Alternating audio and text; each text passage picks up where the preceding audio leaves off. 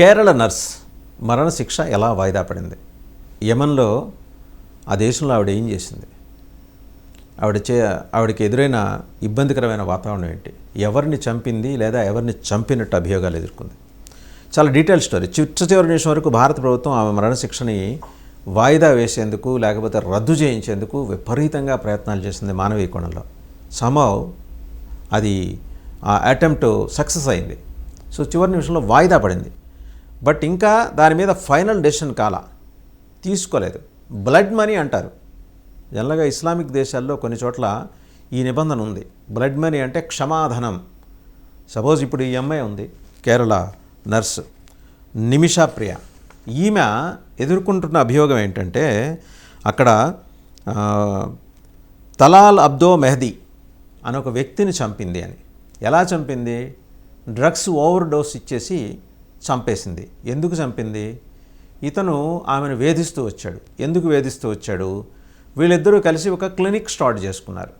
Start చేసుకున్న తర్వాత కొన్నాళ్ళు సవ్యంగానే ఉన్న అతను ఈ తలాల్ అబ్దో మెహదీ తర్వాత ఏంటంటే ఆమె పాస్పోర్ట్ లాక్కొని ఆమెను శారీరకంగా మానసికంగా హింసించడం మొదలెట్టాడు.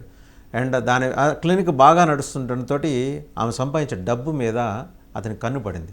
అతనితోటే క్లినిక్ ఎందుకు స్టార్ట్ చేయాల్సి వచ్చింది అంటే ఆమె అక్కడ ఆ దేశంలో రూల్స్ అవి, లోకల్స్ మాత్రమే స్టార్ట్ చేయాలి. సో పేరు అతనిది పెట్టేసుకొని ఈమె ఆ క్లినిక్ నడుపుతూ వచ్చేది. కష్టమంతా ఈమెదే. డబ్బులు దోచుకోవటం, ఆమెను కొట్టడం, శారీరకంగా మానసికంగా లైంగికంగా వేధించటం, ఒకటి కాదు, వాట్ నాట్ ఎవ్రీథింగ్. అప్పటికే అతను డ్రగ్ ఇన్ఫ్లుయెన్స్లో ఉండేవాట. సో ఆ టార్చర్ తట్టుకోలేక she has approached local Jailer. ఎక్కడంటే ఆవిడ యమన్ రాజధాని సనా అనే ప్రాంతంలో, ఆ సనా జైల్లోనే ఉంది ఇప్పుడు ఆవిడ. ఈ వాస్తవంగా జూలై 16న ఆవిడకి మరణశిక్ష అమలు చేయాల్సి ఉంది. చివరి నిమిషంలో గవర్నమెంట్ ఆఫ్ ఇండియా, భారత ప్రభుత్వం ఇన్వాల్వ్ అవడంతో, సూఫీ మత గురువు సాయంతో చేసిన ఒక ప్రతిపాదన కారణంగా తాత్కాలికంగా వాయిదా పడింది.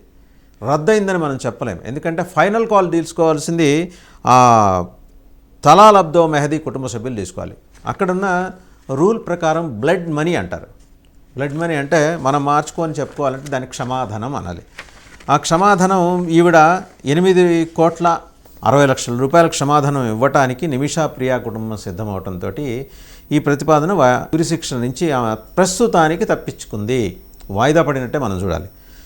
బాధిత కుటుంబం ఒకవేళ సానుకూలంగా స్పందిస్తే ఓకే, ఆమెకి కంప్లీట్ రిలీఫ్. ఇది కేవలం రిలీఫ్ మాత్రమే. కంప్లీట్గా ఆమె కేసు నుంచి బయటపడేది, ఉరిశిక్ష నుంచి బయటపడేది అయితే మాత్రం వాళ్ళు ఒప్పుకోవాలి. అప్పుడు దాన్ని బ్లడ్ మనీ అంటారు. అది ఇస్లామిక్ దేశాల్లో, కొన్ని దేశాల్లో ఈ రూల్ ఉంది. ఒకవేళ విక్టిమ్స్ ఎవరైనా చనిపోయి ఉంటే వీళ్ళ కారణంగా, లేకపోతే వీళ్ళు హత్యలు చేస్తుంటే ఇది ఆఫర్ చేస్తే ఉరిశిక్ష రద్దు చేస్తారు. వాళ్ళు ఒప్పుకోవాలి. అసలు నిమిష ప్రియ ఎవరు? ఆవిడ అక్కడికి ఎందుకు వెళ్ళింది? ఆవిడ నేపథ్యం ఏంటి? ఒకసారి చూద్దాం. ఆవిడ పాలక్కాడ్, కేరళలో పాలక్కాడ్ జిల్లాకి చెందిన నిమిష ప్రియ 2008లో యమన్కి వెళ్ళి అక్కడ కొన్ని ఆసుపత్రుల్లో పనిచేశారు ఆవిడ. అంతలోనే ఆవిడకి ఒక మ్యారేజ్ ప్రపోజల్ రావడంతో 2011లో ఇండియా వచ్చింది, పెళ్లి చేసుకుంది. టామీ థామస్ అనే అతను పెళ్లి చేసుకుంది. అతను అక్కడ ఎలక్ట్రీషియన్కి, అతను కూడా తీసుకెళ్ళింది, యమన్కి తీసుకెళ్ళింది. ఒక ఎలక్ట్రీషియన్కి సహాయకుడిగా, ఒక అసిస్టెంట్గా ఆయనకు పని దొరికింది. కానీ చాలా జీతం తక్కువ ఉండేది. 2012లో వీళ్ళకి కూతురు కూడా పుట్టింది. థామస్కి ప్రియాకు కూతురు పుట్టింది. అయితే చాలా తక్కువ మొత్తంలో సంపాదన ఉండటంతో ఇక్కడ గడవటం కష్టంగా ఉందని చెప్పేసి 2014లో ఆయన టామీ థామస్ వాళ్ళ అమ్మాయిని తీసుకొని కొచ్చికి తిరిగి వచ్చేసాడు. అదే ఏడాది యమన్లో సివిల్ వార్ స్టార్ట్ అయింది, అంతర్యుద్ధం. దాంతో కొత్త వీసాలు జారీ చేయడాన్ని నిలిపేసేయడంతో నిమిష ప్రియ ఇండియా రాలేకపోయింది. అయితే ఆవిడకి యమన్ క్యాపిటల్ సనాలో ఒక క్లినిక్ పెట్టుకుందాం అని చెప్పేసి ఒక డెసిషన్ తీసుకొని ప్రయత్నాలు మొదలెడితే అక్కడ దేశం చట్టాల ప్రకారం అంటే కేవలం ఆ దేశ జాతీయులు మాత్రమే అక్కడ క్లినిక్లు కానీ ఇతర వ్యాపార సంస్థలు కానీ స్థాపించడానికి అవకాశం ఉంటుంది, అనుమతి ఉంటుంది. సో ఈ లోపల ఆమెకి తలాల్ అబ్దో మెహదీ అనే అతను పరిచయం అవ్వటం, అతనితోటి మనం ఈ బిజినెస్ ప్రపోజల్ ఆవిడ డిస్కస్ చేయటం, దానికి అతను ఓకే అంటాం. ఈవిడ కొంత డబ్బు సమకూర్చుకుంది. ఇండియాలో బంధువులు, భారత్లో బంధువులు, స్నేహితుల నుంచి డబ్బులు కొంత అప్పుగా తీసుకుంది. లైసెన్స్ ఏమో అతని పేరున ఉంది. ఆ క్లినిక్ ఆవిడ ఇంటెన్షన్ ఏంటంటే పాపం నిమిష ప్రియ ఇంటెన్షన్, ఆ క్లినిక్ స్టార్ట్ అవ్వగానే వెంబడే కొంచెం పర్లేదు పుంజుకుంది కాబట్టి మొగుడిని కూతుర్ని తీసుకొని వచ్చేద్దామని ట్రై చేసింది. అయితే ఆ యెమెన్లో ఆ సివిల్ వార్ అంతర్యుద్ధం అలా ఇండెఫినెట్ కంటిన్యూస్ ప్రజెంట్ టెన్స్ లాగా ఇన్సెసెంట్గా నడుస్తుండటంతో అలా వాళ్ళు వెళ్ళలేకపోయారు. ఆమె కూతురు కానీ భర్త కానీ అక్కడ చేరుకోలేకపోయారు. క్లినిక్ బాగా నడటం, ఈ లోపల బాగా డబ్బులు అక్కడ విపరీతంగా వెచ్చించింది అండ్ రిటర్న్స్ కూడా ఉన్నాయి. అలాంటి క్లినిక్ వదులుకొని రాలేక నిమిషప్రియ పాపం ఇబ్బంది పడ్డారు ఆవిడ. ఈ లోపలే వీడేంటంటే తలాల్ అబ్దో మెహదీ ఈ కో పార్ట్నర్గా ఉన్నవాడు ఈమెని ఇబ్బంది పెట్టడం, హెరాస్ చేయటం మొదలెట్టి క్లినిక్ యాజమాన్య పత్రాలు ఉంటాయి అంటే ఓనర్షిప్ డాక్యుమెంట్స్ని తారుమారు చేయటం, నిమిషని తన భార్య అని చెప్పేసి అందరికీ చెప్పి ఆమె నెలవారీ సంపాదన నుంచి డబ్బులు గుంజటం మొదలెట్టాడు. ఆవిడ పాస్పోర్ట్ కూడా స్వాధీనం చేసుకున్నాడు. ఆవిడని యెమెన్ నుంచి విడిచిపెట్టకుండా, ఎందుకంటే ఆ ఉండాలి, ఆ క్లినిక్ నడవాలంటే ఆ ఉండాలి. సో ఆ ఉండాలంటే ఆ పాస్పోర్ట్ ఎత్తేసుకోవాలి. పాస్పోర్ట్ కాజేశాడు. డ్రగ్స్ మత్తులో పెట్టి ఆవిడని చిత్రహింసలు పెట్టేసేవాడు. చాలాసార్లు తుపాకీతోటి ఆవిడని బెదిరించేవాడు. సనాలో ఆవిడ పోలీసులకి రిపోర్ట్ చేసింది, కానీ పోలీసులు అతనికే సపోర్ట్ చేసి ఈవిడని అరెస్ట్ చేసి 6 రోజులు జైల్లో ఉంచారు. సో ఇక తప్పనిసరి పరిస్థితుల్లో ఆవిడ she sought help from a local jail warden 2017లో. వాళ్ళ క్లినిక్ దగ్గరలోనే ఒక జైలు ఉంటే ఆ జైలు వార్డెన్ అడిగి కొద్ది హెల్ప్ తీసుకుంది. ఆ మెహదీని ఆ వార్డెన్ ఈమెకు సలహా ఇచ్చాడు, వాడిని డ్రగ్ ఇన్ఫ్లుయెన్స్లో మత్తులో పెట్టేసేయి, సో అది నీకు ఈజీ అవుతుంది, నీ పాస్పోర్ట్ నువ్వు తీసుకొని వెళ్ళిపోవచ్చు అని. అయితే ఆ అటెంప్ట్ చేసింది, కానీ వాడికి అది ఎక్కల. అప్పటికే వాడు డ్రగ్స్ ఇన్ఫ్లుయెన్స్లో బాగా డ్రగ్స్ తీసుకోవడానికి అలవాటు పడింది. సో హెవీ డోసేజ్ ఇవ్వడంతో అతను చనిపోయాడు.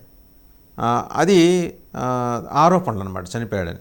ఆ తర్వాత యెమెన్ నుంచి భారత్కి తిరిగి వచ్చే ప్రయత్నంలో ఉన్న నిమిషప్రియని అక్కడ పోలీసులు అదుపులో తీసుకున్నారు, అతన్ని చంపేసింది అనే అభియోగం మీద.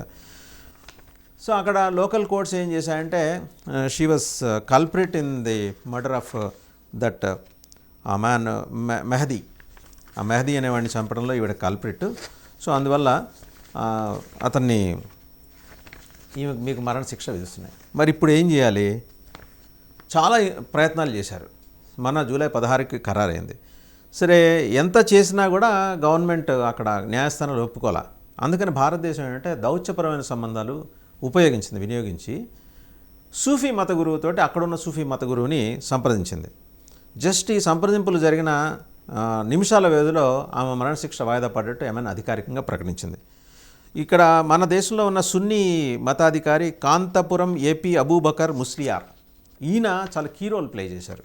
కాంతపురం ఏపీ అబూబకర్ ముస్లియార్ ఆయన యెమెన్లో ఉన్న ఒక సూఫీ మత గురువు షేక్ హబీబ్ ఉమర్ బిన్ హఫీజ్, ఈయనతో మాట్లాడి మీరు ఇన్వాల్వ్ కండి, షీ ఈజ్ ఇన్నోసెంట్, మనం ఇంకైనా ప్రత్యామ్నాయ మార్గాలు ఆలోచిద్దామంటే పాపం ఆయన కూడా ఉమర్ బిన్ హఫీజ్ గారు కూడా రెస్పాండ్ అయ్యి ఈ తలాల్ అబ్దో మెహదీ కుటుంబ సభ్యులతోటి సంప్రదింపుల ప్రక్రియ మొదలెట్టించారు. అది మొదలైంది, ఇవాళ కూడా అది కంటిన్యూ అవుతుంది ధమర్ అనే ఏరియాలో. ఇందులో బ్లడ్ మనీ తీసుకునేలాగా అతని కుటుంబాన్ని, తలాల్ అబ్దో మెహదీ కుటుంబానికి ఈ సూఫీ మత గురువులు ప్రపోజల్ పెడుతున్నారు. బట్ వాళ్ళు ఇంతవరకు కన్విన్స్ కాలా. ఎందుకంటే వీళ్ళు ఆఫర్ చేసేది కూడా చాలా హ్యూజ్ అమౌంట్, 8,60,00,000 క్షమాధనం అంటారట, బ్లడ్ మనీ.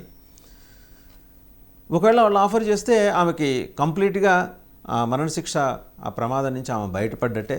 తన భర్తని బిడ్డని అక్కడికి పిలిపించుకొని ఆ క్లినిక్ నడుపుకోవచ్చు, లేదా అక్కర్లేదనుకుంటే ఆస్తు వద్దు, ఈ సంపాదన వద్దనుకుంటే భారతదేశం వచ్చేయచ్చు. But end of the day ఇక్కడ మనం గమనించాల్సింది ఏంటంటే బ్లడ్ మనీ ఏంటి, హత్య చేసి డబ్బులు ఇచ్చేస్తే క్షమించేసి వదిలేయటం ఏంటి? అసలు అంటే ఎలా ఒక మధ్యయుగాల నాటి ఆటవిక విధానాలు ఇంకా కొన్ని దేశాల్లో అమలవుతున్నాయి. ఆమె ఎదుర్కొన్న సంఘర్షణ, ఆమె పడ్డ వేదన, శారీరకంగా, లైంగికంగా, మానసికంగా ఆమె ఎదుర్కొన్న టార్చరు, తన కుటుంబాన్ని నిలుపుకోవడం కోసం, తన కుటుంబాన్ని వెనక్కి పిలిపించుకోవడం కోసం ఆమె పడ్డ వేదన, ఇవేవి కన్సిడరేషన్లోకి తీసుకోవాలి అక్కడ న్యాయస్థానాలు. ఆమెకు ఎదురైన వేధింపులు, ఆమెను హత్య చేసిందనే అభియోగం మాత్రం చాలా బలంగా నిరూపించారు లోకల్ పోలీసులు. ఆమెకి వేధింపులు ఎదురైనప్పుడు సనా పోలీస్ని ఆశ్రయిస్తే సనా పోలీస్ ఆమె రిపోర్ట్ని పట్టించుకోవాలా. ఇంటర్న ఆమెనే she was imprisoned for 6 days. తర్వాత ఎవరో దిక్కుమాలిన సలహా వార్డెను వాడికి మత్తుమంది ఇచ్చి నీ పాస్పోర్ట్ తీసుకుంటే అండర్ ప్రెషర్ ఆమెకి ఏం చేయాలో తెలియని స్థితిలో అలా చేయడంతో అనుకోకుండా వాడు చనిపోయాడు. ఇది సో ఒక ఫెసిలిటీ ఉందనుకోవాలా హత్య చేసి తప్పించుకోవడానికి, లేకపోతే హత్య చేసి డబ్బులు ఇచ్చేస్తే వదిలేసే ఒక దుర్మార్గపు సంప్రదాయం కూడా ఆ దేశంలో ఉందని అనుకోవాలా, ఏమనుకోవాలో. మొత్తానికి ఏమిటంటే ఆమెకి ప్రస్తుతం తాత్కాలికంగా దొరికిన ఒక రిలీఫ్ నుంచి ఆమె కంప్లీట్గా బయటపడాలి, ఆ మరణశిక్ష రద్దవ్వాలని మనం కూడా కోరుకుందాం.